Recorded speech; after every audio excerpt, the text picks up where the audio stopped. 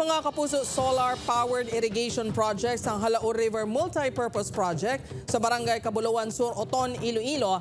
Mga isa na katuig nga wala na puslan suno sa mga mangunguma matapos ginapahayag na guba. PBBM ginaduso nga mapadamo pa ang kaangay nga proyekto bilang bulig sa mga mangunguma ilabi na sa epekto sang El Nino. Ini ang gintutukan ni John Sala live sa Oton, Iloilo. John?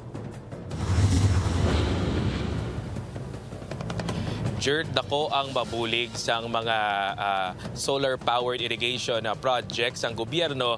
Ilabi na subong nga ang mga mangunguma ang padayon nga nag-aagunto sa epekto sang El Nino kag kakulang sang supply sang tubig. Gani sila ginabi-abi ang plano sang presidente. Magtanim ay di biro, siling sang isa kakanta. Magluwa sa kabudlay nga magbulad sa nagatagiti nga init. Subong nga El Nino, mabudlay man ang supply sang tubig. Si Manong Rolito bangod nakatapos na sang second cropping kag wala na sang bastante nga supply sang tubig.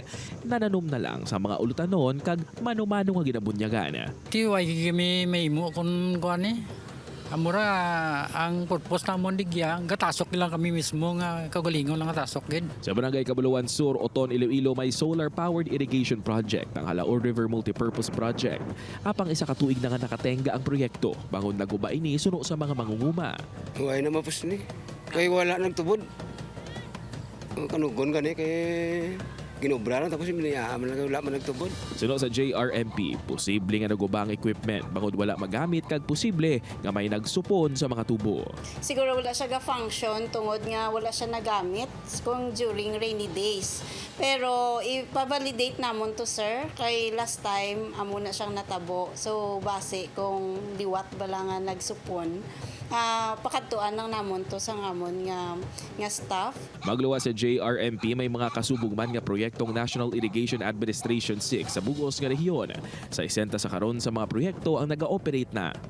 To provide irrigation water to areas nga hindi na gid niya malaputan sang water, sang irrigation water or hindi kita makaput up sang gravity irrigation system sila areas, either elevated or layo sila sa source. So, amo na siya ang solusyon na da. Sangdam naglang nagpahayag si Presidente Ferdinand Marcos Jr. nga plano sini nga magpahamtang sa mga solar-powered irrigation projects bilang bulig sa mga mangunguma ilabi na subong nga padayon nga maeksperiensyahan ng El Nino sa pungsod. Kung matigayon, dako ini nga bulig sa mga mangunguma kaangay na lang kay Manong Rolito.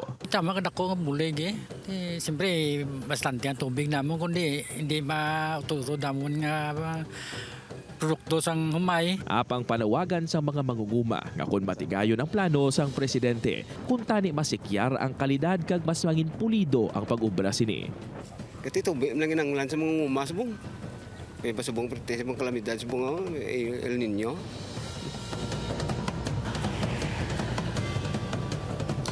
Jert, suno sa mga opisyales ang National Irrigation Administration 6 kag sang Halaur River Multi-Purpose Project nga kung mangin operational na ang Halaur Dam, dako ang mabulig sini sa irrigation efforts ng gobyerno para malabot ang mga mangunguma sa probinsya sang Iloilo. Apang apisan nga mangin operational na ini, dako sa gihapon ang mabulig sang mga solar-powered irrigation projects agud nga malabot ang mga lugar nga may mataas nga land area.